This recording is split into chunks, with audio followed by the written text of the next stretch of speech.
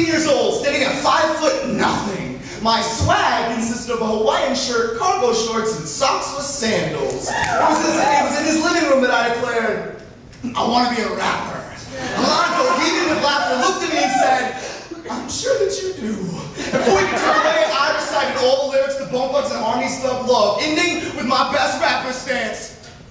Not sure what to think as he assessed my wire-rimmed glasses and bowl cut. He just mumbled, writing me something original sometime. You see, Alonzo was the only person I knew who could quote rap that wasn't on the radio. He was also the only person I knew who didn't wear a cowboy hat. So, when I discovered my love for rap music, I figured he was the best person to turn to. My mother told me he sold pharmaceuticals, and I knew he wasn't a pharmacist. It didn't matter, because he taught me about the big things, like Big L, Big Pun, and the notorious B.I.G. He told me my heartbeat is a bass line, you just gotta nod your head and vibe to it, and that freestyling is not just coming up with words, it's being so moved by this music you cannot help but speak to it. We spend every night in empty parking lots. Those are the only things open in small towns past 6 p.m.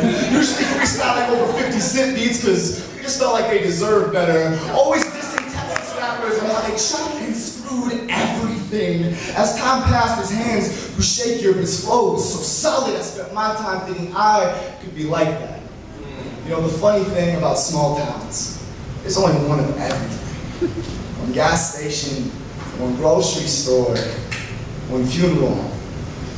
When Alonzo passed, I didn't get a phone call. I just worked at the one funeral home after school, pushing those parlors door open, seeing him lying there. It was as if God had chopped and screwed this moment because he knew how bad I hated that shit. The preacher called it suicide, the newspapers an overdose. I called it a record skip. I call it someone unplugging my headphones. I call it someone pulling my fucking speakers out. The only words I could write were Alonzo. I'm sorry, I didn't notice your hands, Alonzo. I'm sorry, that ambulance was not supposed to be your last melody. If you ask me what I listen to, I'll tell you pop.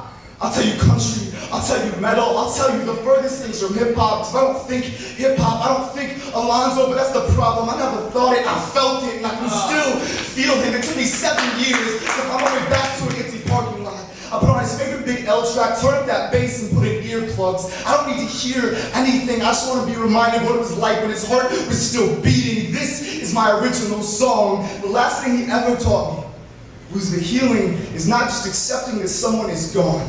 It's being so moved by them, you can't help but go forward, so nod your head.